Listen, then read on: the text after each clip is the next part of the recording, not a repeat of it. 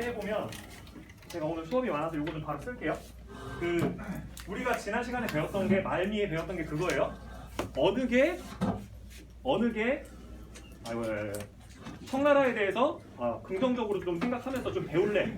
아니면 청나라는 우리랑 싸웠으니까 무조건 복수해야 된다.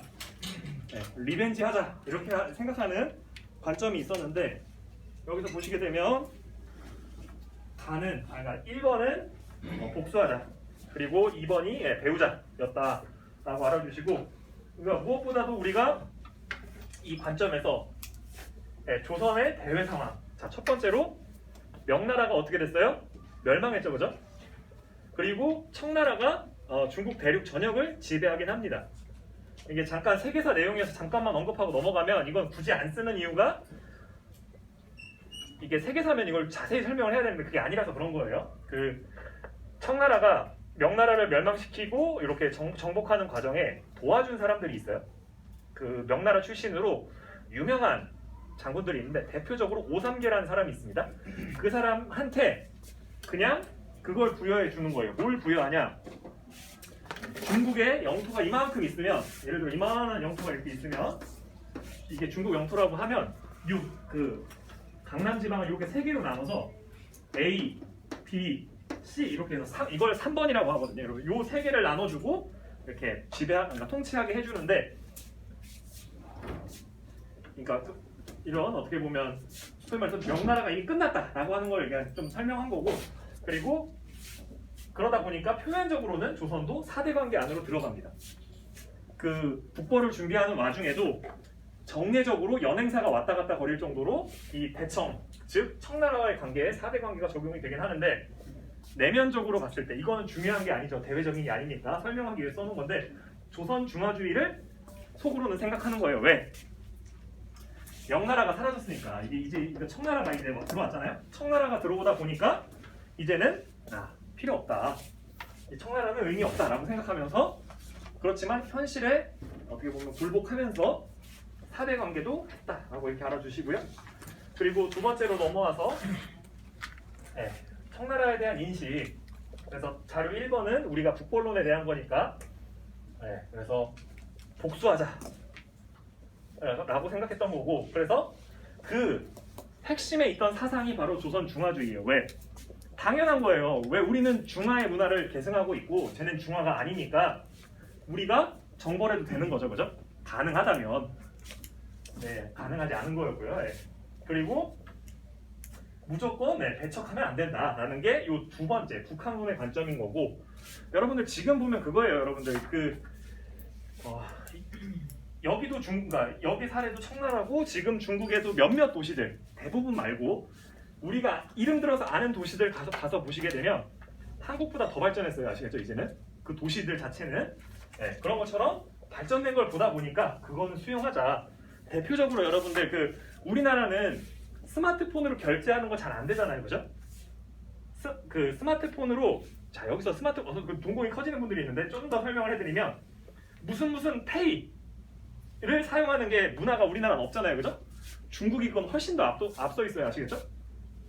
중국 정부에서 이 페이로 써라고 하기 때문에 소위 말 탑다운이 가능한 시스템이다 보니까 요즘 걔네들이라고 해서 죄송합니다. 요즘 중국에서는 스마트폰 하나면 신분증, 크레딧 카드, 기타 등등 다 된대요, 아시겠죠? 그래서 알리페이라고 여러분들 알리바바 아시죠? 그 알리페이 그게 모든 거를 이렇게 어떻게 보면 아우르고 있다. 그래서 노캐시, 노크레딧 카드인데도 사는데 아무 지장이 없다고 해요. 월급도 알리바바에서 운영하는 페이로 들어오게 되고, 그래서 그렇게 현금이 없이 완벽하게 컨트롤할 수 있게 이게 경제 시간이 아니다 보니까 더 이상 언급은 안 하겠습니다만 나는 우리나라보다 그런 부분도 앞서 있다라고 알아주시고, 다음으로 가서 여러분들 제가 항상 말씀드리지만 이런 자신들의 생각을 물어보는 거에서 여러분들 그런 거 있잖아요. 여러분들이 그런 생각할 수 있어요. 예를 들어 대학입시다. 다른 경쟁자와 차별화돼야지 라고 생각하면서 두 입장 중 하나를 골라서 쓰세요라고 했을 때 대부분의 사람들이 북한론을 지지할 테니까 나는 북벌론을 지지해야지 여러분들 웬만하면 이게 그렇게 생각하는 거 생각의 자유 인정합니다. 그렇지만 네, 똑같은 북벌론을 얘기하더라도 그냥 사례를 좀 참신하게 얘기하는 게 어떻게 보면 정답에 가까운 거예요. 아시겠죠? 우리나라가 싸워서 이길 수 없는 상대랑 싸우겠다고 하고, 그리고 이 북벌론이 왜곡된다 그랬죠 제가? 뭘로? 북벌론이 뭘로 왜곡돼요 여러분들? 네, 이 북벌론이라고 하는 게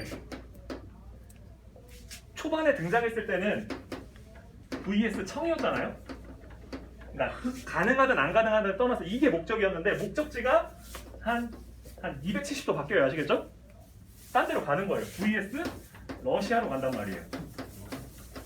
그리고 갑자기 여기서 같이 이제 동맹으로 청나라가 등장해요. 그래서 이 북벌론이 이렇게 왜곡된단 말이에요. 그래서 이거를 교과서에서는 안 나옵니다만 나선정벌이라고 해서 예전에는 그렇게 강조해서 배웠어요. 아시겠죠? 북벌론을 준비해가지고 이게 우리의 무력으로 이제 가서 보여줬다 그렇게 생각했는데 이게 빠지긴 했는데 어쨌든 이런 것도 이렇게 왜곡이 되거든요. 그래서 핵심은 뭐냐면 내가 얘기하고 싶었던 건 뭐냐면 어떤 면접 주제가 나왔을 때 사례를 참신하게 되는 거죠. 북학문에서도 예를 들어 뭐 경제 부분이라고 여기서 나온다면 그게 아니라 다른 문화적인 부분이나 아니면 사상적인 부분에서의 이런 거를 생각해 본다거나 그런 거를 하는 게 여러분한테 도움이 될 겁니다. 여러분들 집에 가서 해보시고요. 그래서 양난 이후의 정치 변화, 자 여기서 보시게 되면 자 여러분들 이건 일단 밑줄 치고 좀 써봅시다. 두 가지의 밑줄을 쳐주고 바로 쳐주고 예속 문장 써주고.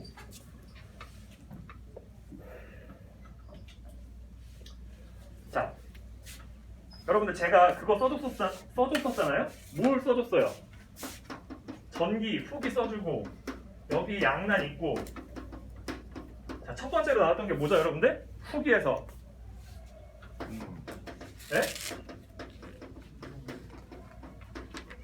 이건 금방 쓰니까 잠깐 좀 써보면 이때부터는 붕당 정치 시기라고 했었잖아요. 그죠? 이 붕당 정치 시기에 있었던 대표적인 이런 합리적인 비판과 견제의 사례가 예속 논쟁이에요. 자, 예속 논쟁을 좀만 설명해 드리면 이 예속 논쟁의 핵심 요지는 인조님께서 말년에 그 자기 와이프가 일찍 돌아가시다 보니까 새로운 정식 와이프를 모시세요. 그래서 그거를이라고 하면 안 되죠. 그분을 여기에 나옵니다.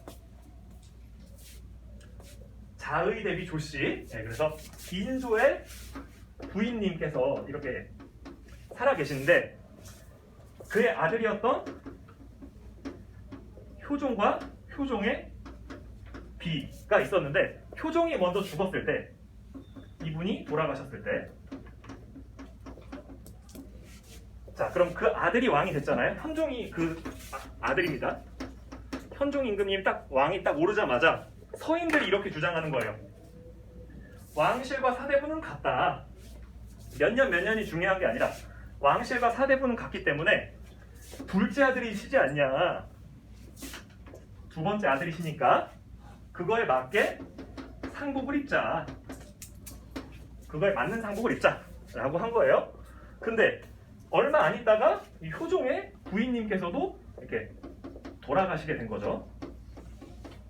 그러니까 왕이 처음에 되고 조금 젊었을 때는 신하들이 얘기하는 거를 얼레벌레 따라간 거예요. 아시죠? 아버지도 돌아가셨고 정신없고 하니까.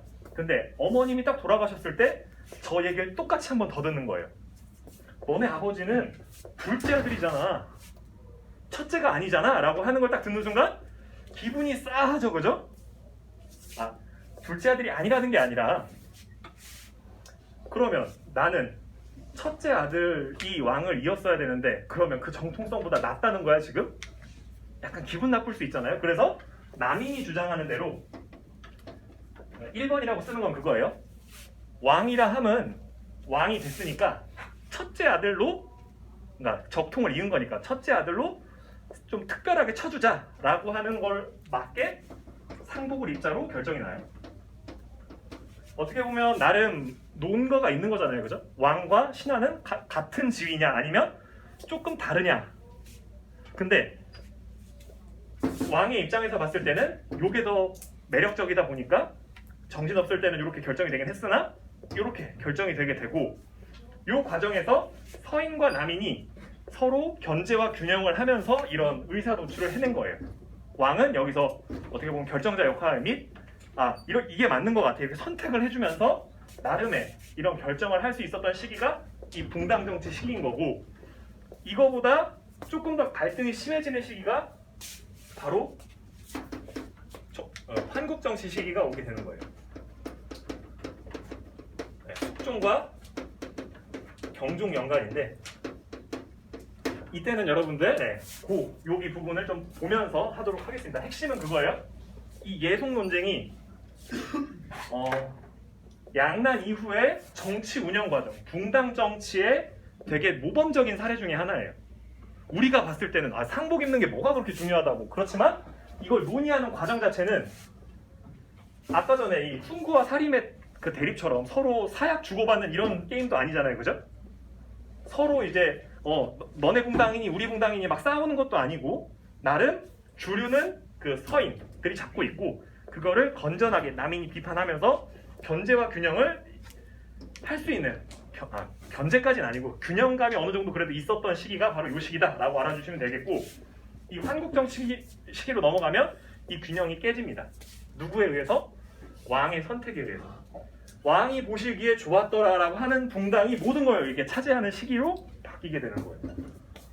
그래서 왕권은 강화되지만 나름 붕당 간의 이런 갈등은 고조되게 되는 거죠. 그래서 그렇게 좀 일단 아시고 이걸 좀 봅시다. 자, 양난 이후의 정치 운영의 변화. 자, 여러분들 조선 초기 정치 운영의 핵심 뭐예요?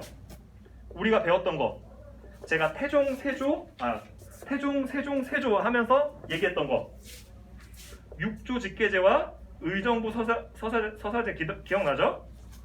이 두 가지를 중심으로, 제가 그 뒤에 제도 이름을 뺀 거 왜 그러냐면 조직만 여러분들한테 좀 설명하기 위함이에요. 그 육조와 의정부라고 하는 공식적인 체제가 있음에도 불구하고 뭐를 거치면서, 양난을 거치면서 비변사라고 하는 비상임기구가 상소화돼요. 아시겠죠?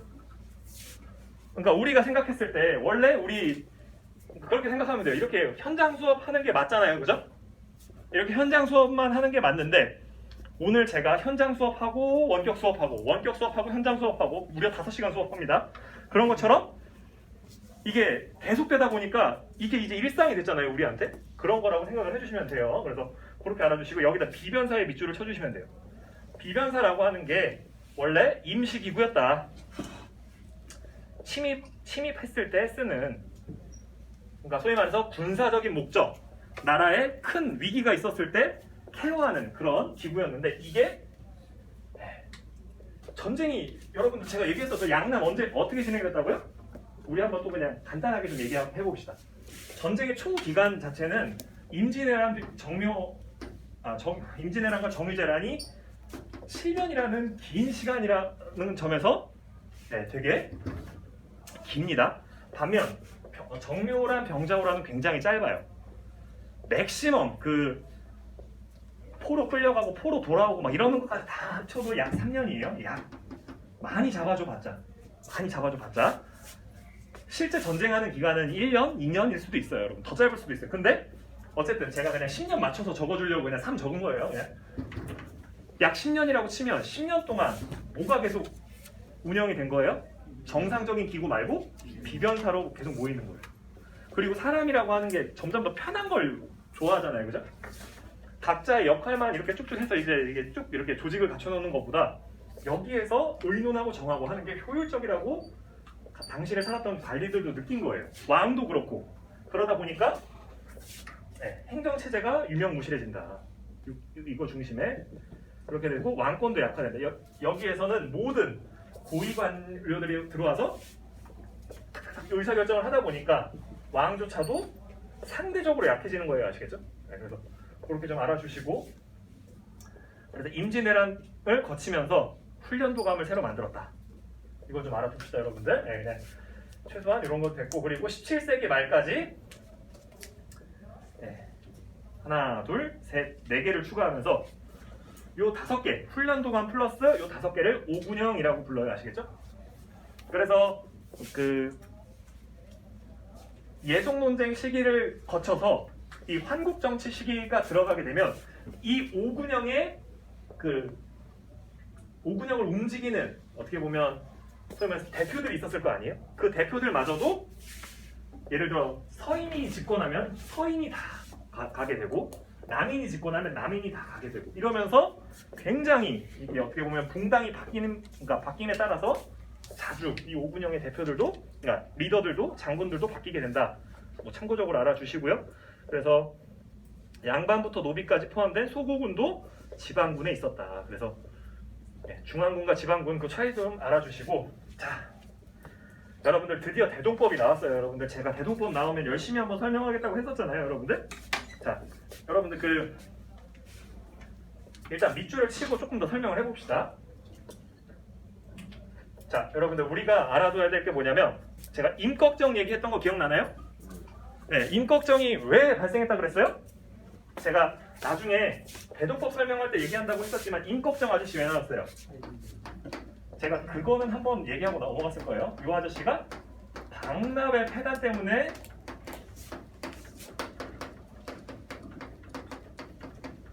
발생을 했다. 자, 박납이라는 게 뭐냐? 그거예요, 여러분. 쉽게 말해서 이거예요. 예를 들어 제가 애플 펜슬을 세금으로 내야 돼요. 옛날 시대를 기준으로 여러분 눈앞에 보이는 거니까 이 애플 펜슬을 내야 되는데 지금은 제가 기술력이 있어서 만들 수 있지만 우리 예를 들어 아들이 있다고 해봅시다. 똑같이 피지배층이어서 세금을 내야 되는데 차마 내가 못 가르치고 죽었어. 그렇게 되면 애플 펜슬 만드는 거 알아요? 몰라요? 모르죠. 그러면 이 애플 펜슬 만들 줄 아는 다른 사람이 어디엔가 살고 있을 거 아니에요, 그죠? 그럼 그 사람한테 가서 나 세금 내게 이거 좀 살래요 라고 해서 돈을 주고 사는 거예요. 그래서 내거나 이게 귀찮잖아요, 그죠? 그러면 이 중간에 업자가 생겨요. 그걸 박납업자라고 해요. 대신 납부하는 사람이라고 생각하면 돼요. 아시겠죠? 세금을 대신 내주는 사람인데 그 사람한테 돈을 내는 거예요. 자 여러분들 요즘에도 직구하면 바로 직구하는 게 싸잖아요, 그죠? 배대지라고 해서 배송 대행업체를 중간에 끼면 수수료가 붙잖아요. 똑같아요. 세금을 내야 되는데 중간에 업자 하나 끼니까 어떻게 돼요? 10원만 내면 되는 거 15원, 20원씩 내야 되는 거예요. 아시죠? 수수료가 붙으니까. 그런 것 때문에 세금을 내야 되는 사람의 부담이 증가하는 거예요.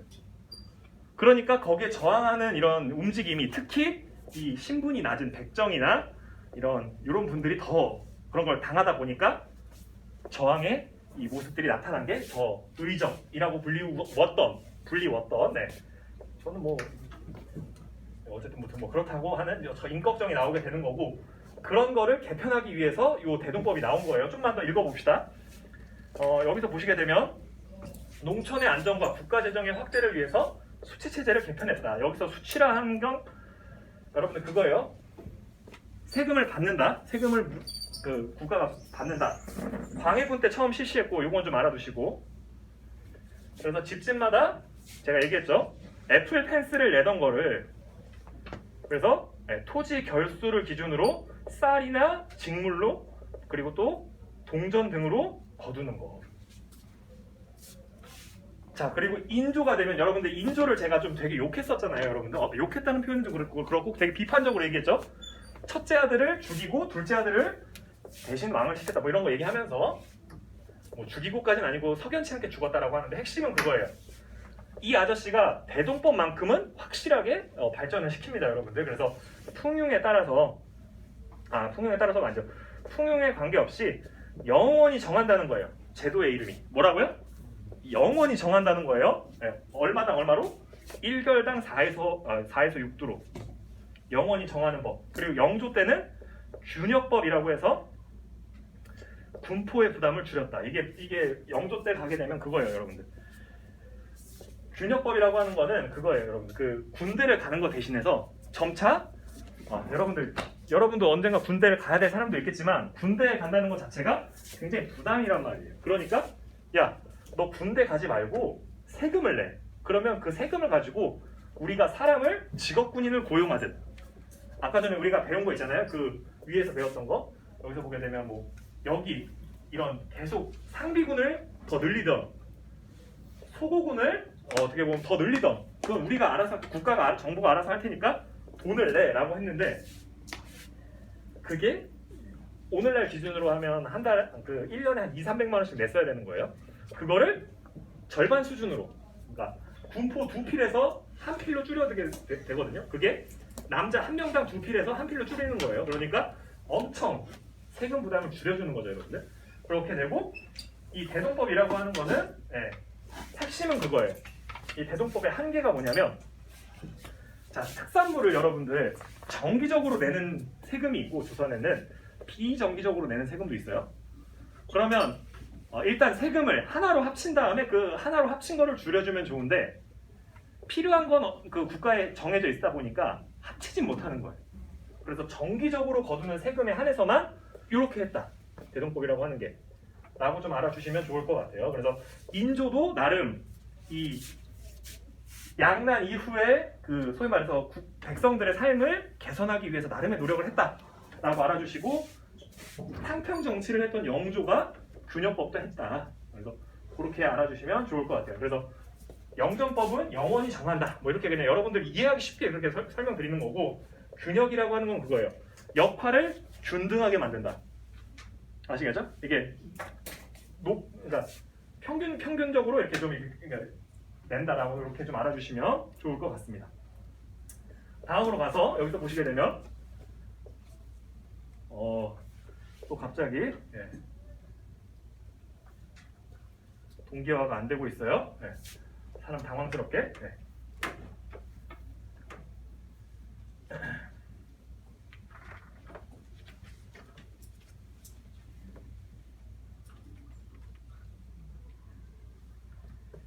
자, 여러분들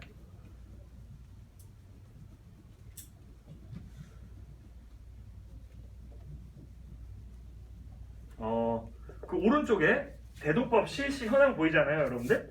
100년 동안이나 이걸 개혁을 실행했다라고 하는 거를 여러분들이 잘 좀 체크해 주시고요.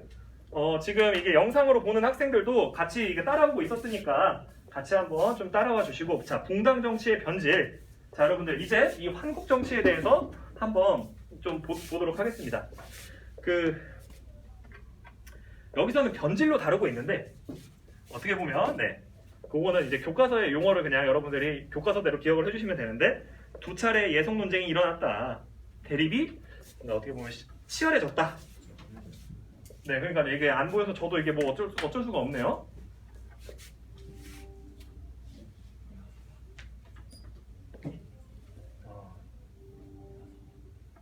여러분들 교과서로 좀 같이 좀 따라와 주세요.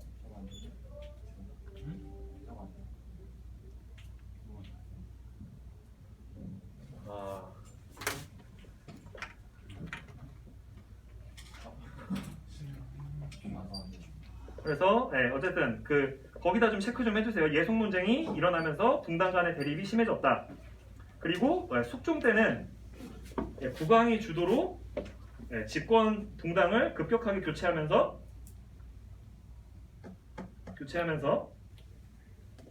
한국이 나타났다. 그래서 다행히 되는 것 같아요.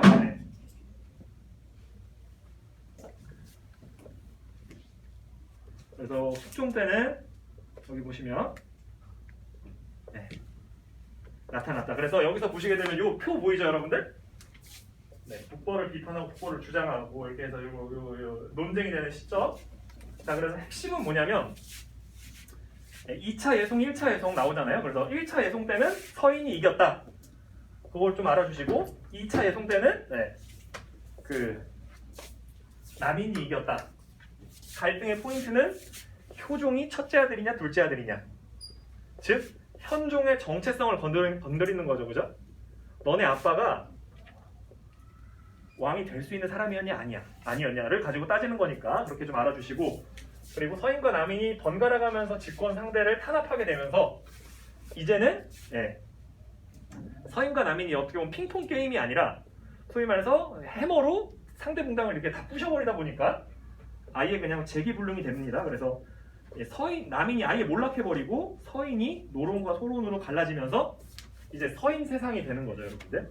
그래서 그렇게 알아주시고 노론 소론에서 노론에서 지지했던 그 세자 그러니까 왕자가 그러니까 숙종의 아들이 연인군 나중에 영조가 되는 사람이고 그리고 소론에서 그래도 좀 지지를 받거나 했던 사람이 바로 그리고 일부 남인 남아 있었던 그 노론과 일부 남인이 같이 지지했던 사람이 경종이 되는 세자예요. 아시겠죠? 그래서 그렇게 좀 알아주시고 여러분들 이때 그러니까 동당 정치가 얼마나 이 경종쯤 되면 이게 극단화로 되냐면요, 여러분들 경종 임금님이 후사가 없었는데 그 후사가 없는 게 여러 가지 이유가 있을 수 있잖아요, 여러분들.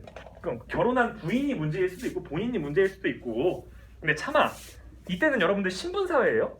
제가 왕이고 이게 신하라고 하면 제가 후사가 없으면 그냥 그럴만 하지 요 정도에서 그냥 말을 이게 멈춰야지 나한테 문제가 있어서 그래요라고 신하들이 얘기하게 되면 굉장히 이게 큰 불충이거든요. 근데 대놓고 얘기해요. 아시겠죠? 누구한테? 청나라 사신이나 아니면 다른 사람들한테. 그래서 실제로 이 경종의 그 왕권이라고 하는 게 굉장히 불안했어요. 왜 그러냐면 경종의 어머님이 희빈 장씨가 남인의 추천을 받아서 궁 안으로 들어오게 되고 그 숙종의 희빈이 됐었거든요. 그랬다가 이제 사약받고 이렇게 돌아가시게 되는데 그래서 이 왕조차도 붕당의 일원으로 본 거예요. 너 남인이지?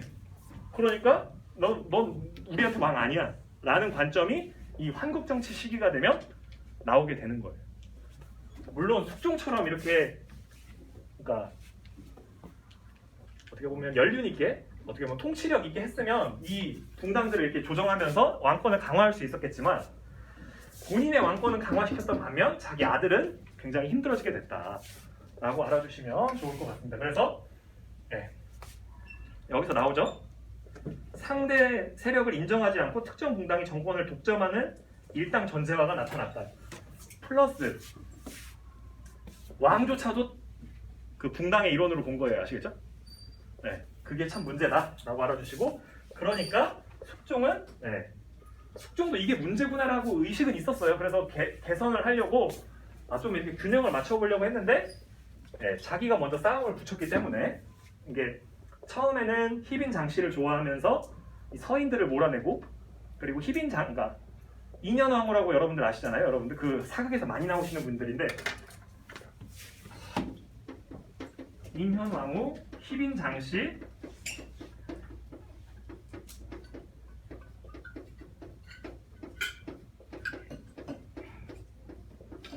요 서인, 남인, 서인 그러니까 서인, 남인, 서인 이렇게 계속 바꿔가면서 이렇게 자기의 사랑조차도 붕당을 교체하는 거에 도구로 쓴 거예요. 그래서 여기서 나온 게 경종을 보게 되고 여기서 나온 게 영조예요. 아시겠죠? 그래서 신하들이 경종이 왕이 되자마자 그렇게 얘기해요. 전하께서 몸이 좋지 않으시니 나라가 흔들리지 않게 하기 위해서 새 제를 삼으세요라고 해요. 새 자는 아들 자자고 새 제자는 같은 형제 중에서 누굴 찍는 걸 새 제라 그래요. 그러니까 똑같은 아버지의 어머니가 다른 형제를 찍으세요라고 신하들이 얘기를 하는 거예요. 여러분들 참고로 이 양난 초기에 선조시기 여러분들 배웠잖아요. 광해군을 후계자로 찍으세요라고 광해군을 찍으세요도 아니에요. 후계자를 정하는 게 어떨까요? 라고 질문했다가 귀양 간 사람 우리가 국어 시간에 배우는 정철이에요. 아시겠죠? 그러니까 그 얘기만 꺼냈다고 선조가 갑자기 그 트라우마에 나보고 지금 왕하지 말라는 거야? 반개승통이라고? 트리거가 이게 땡겨져가지고 너 귀양 가라고 해서 강원도 가셨어요. 아시겠죠? 바로. 그래서 이게 참 그런 시절인데 이제는 이제 왕권이 얼마나 흔들리게 됐으면 경종한테 빨리 연인군을 새 제로 책봉하세요. 이런 얘기를 하게 됩니다, 여러분. 그래서 그런 것들을 좀 알아주시고 다음으로 넘어가서 이런 거를 그러니까 하던 와중에 진짜 경종이 몸이 안 좋았나 봐요. 재위 몇 년 만에 이렇게 돌아가시게 되는데 석연치 않은 일들이 좀 발생을 합니다. 이건 그 객관적 팩트이기 때문에 말씀드리면 돌아가시기 몇 해 전에 조금 전에 이 동생이 역모를 꾀한다고 고변이 들어와요. 그러니까 경종이 이 얘기를 해요. 아니 나도 건강하지 않고 아버지의 핏줄이 나랑 얘밖에 없는데 난 얘를 믿는다 라고 얘기를 해요. 그래서 그 고변한 사람이랑 그 관련된 몇 명만 소수만 처벌을 하고, 처벌이 약간 죽이는 거지만 죽이고 끝내요. 그러니까 이게 진짜 그런 거 보면 경종은 어떻게 보면 진짜 자기 몸이 안 좋았다라는 걸 보여주는 거예요. 여기서 얘까지 죽여버리게 되면 내가 아파서 없게 되면 뒤가 없으니까. 왕이라는 자리가 참 이게 어려운 자리죠. 그러니까 여러분들. 그래서 그런 걸 느끼게 되는데, 그게 고마웠는지 경종 그 형님이 좋아하는 그 소위 말해서 특별 반찬을 전국을 수배해서 영조가 갖다가 줘요. 근데 그거 먹고 나서 배탈이 났는지 어떻게 됐는지 앓게 되면서 돌아가신단 말이에요. 이게 누가 독살을 했다 안 했다가 중요한 게 아니라 실제적인 이게 팩트예요, 여러분들. 조선왕조 실록을 통해서 알 수 있는. 그러다 보니까 소문이 안 좋게 쫙 나는 거예요. 왜 그러냐면 얘가 세제, 즉 그러니까 동생으로서 그 다음 그걸 책봉 받을 때 거절도 잘 안 하고 이런 걸 통해서 약간 조금 이렇게 수근수근 되고 있는데, 왕도 석연치 않게 이렇게 돌아가시다 보니까 재위 기간 내내 경종을 죽였다라고 이렇게 트라우마가 상당한 상태로 계속 살게 됩니다, 여러분들. 그래서 영조가 그 자기 아들한테 막 거의 막 이게 편집증처럼 보이는 그런 행동들이 자기를 또 따라다니는 이런 뒷소문이나 이런 게 많았기 때문에 더 그랬을 수도 있어요, 여러분들. 그래서 영화 사도 보시면 여러분들 그거 잘 나오니까 한 번씩 보시고요. 그래서 이런 갈등들을 쭉 보고 영조가 드디어 왕이 됩니다. 연인군이라고 불리우는 요 사람이 연인군이라고 불리우는 요 사람이, 이 사람이 예전 이름이 연인군이에요. 연인군. 네, 그래서 이 연인군 아저씨가 왕이 돼서 영조가 되는데, 이 아저씨는 그걸 느낀 거죠. 우리 형도 못 볼 걸 봤고 나도 왕 하려고 했다가 죽을 뻔했으니까 이 붕당들의 갈등을 좀 풀어보자라고 했던 게 바로 탕평 정치예요. 그래서 여기서는 영조의 목적은 하나도 둘도 셋도 그거예요. 왕권에 보탬이 되는 애들은 데려다 쓰고, 소위 말해서 왕말 잘 듣는 애들은 데려다 쓰고, 왕말 안 듣고 강경한 애들이잖아요. 붕당의 이런 공론이나 이런 것만 따르는 애들은 배제시키고, 이런 관점에서 탕평을 합니다. 여러분들 거기 좀 한번 읽어보겠습니다. 여러분들 여기 보시게 되면 정치 세력 간의 균형을 유지하기 탕평책을 실시했다. 국왕 중심이다. 왕권 강화 중심. 그래서 탕평파를 육성했다. 그래서 전국을 운영하고 공론을 주도하던 살림도 인정하지 않게 되죠. 그래서 붕당의 기반인 서원도 정리를 하고요. 그래서 3, 4의 관리를 추천하던 관행을 없애버립니다. 여러분들 이걸 하면서 여러분들 핵심은 그거예요. 부정적인 게 있으니까 부정적인 걸 없애려고 탕평 정치가 나왔는데, 기존에 있었던 틀을 과도하게 개선한 거잖아요. 그죠?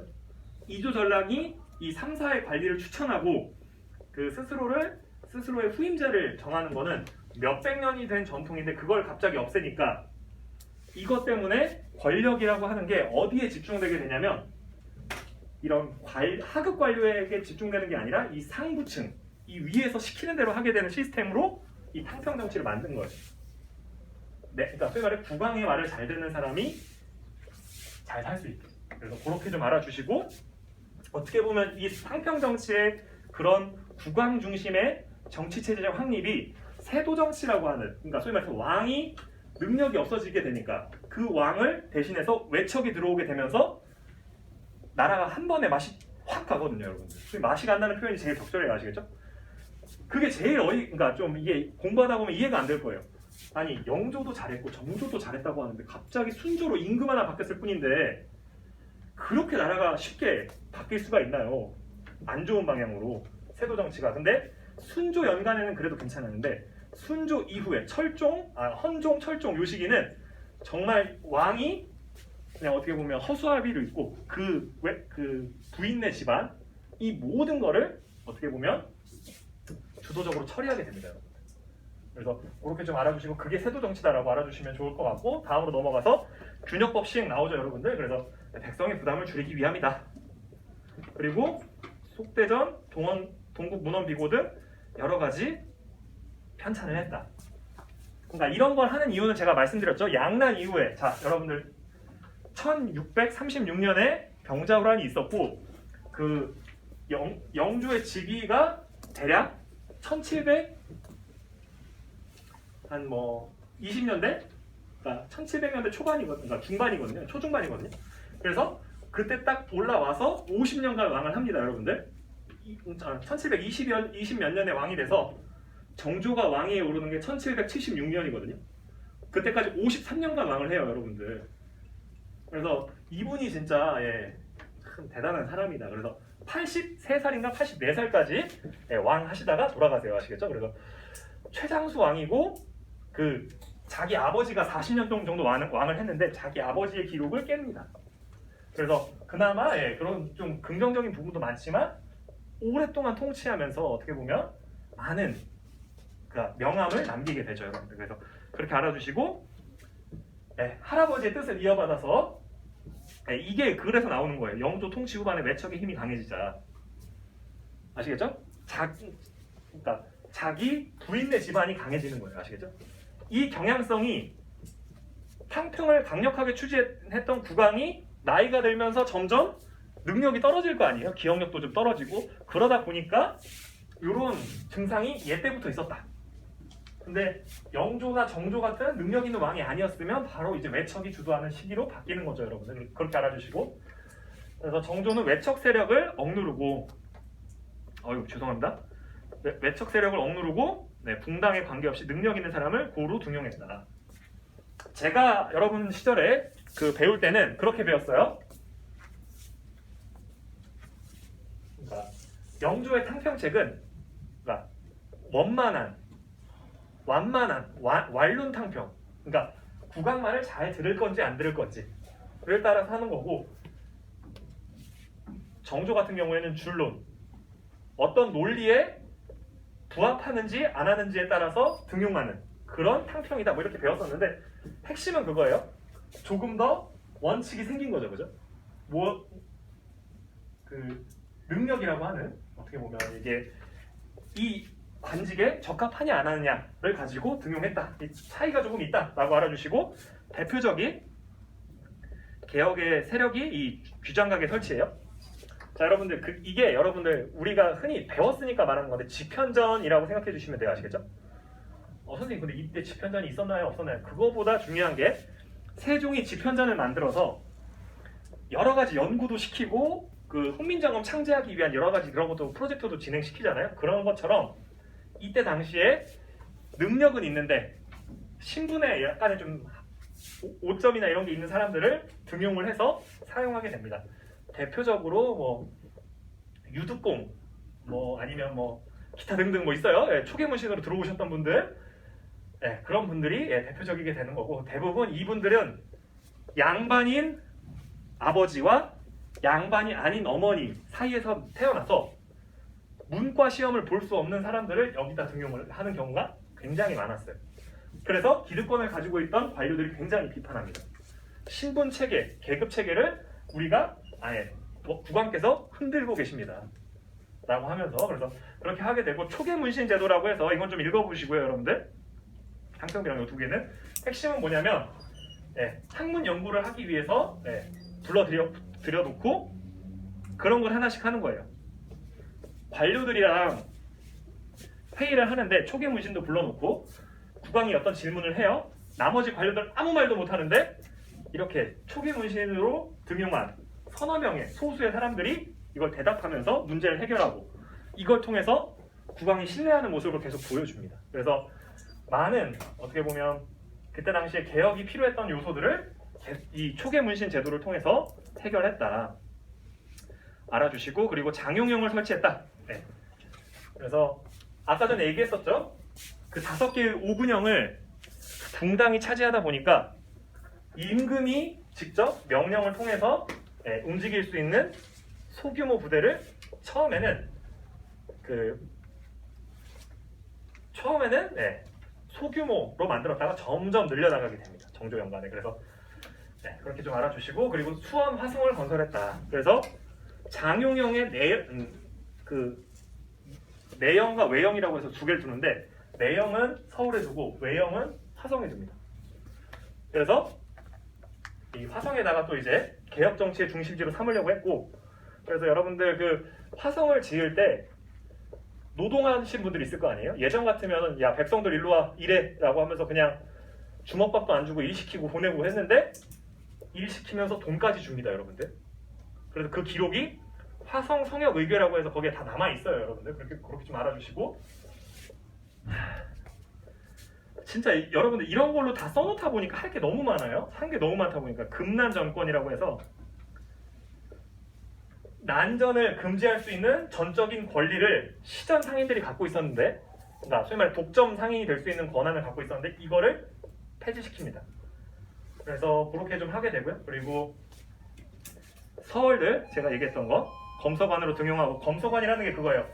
책을 검사하고 검사하는 관직.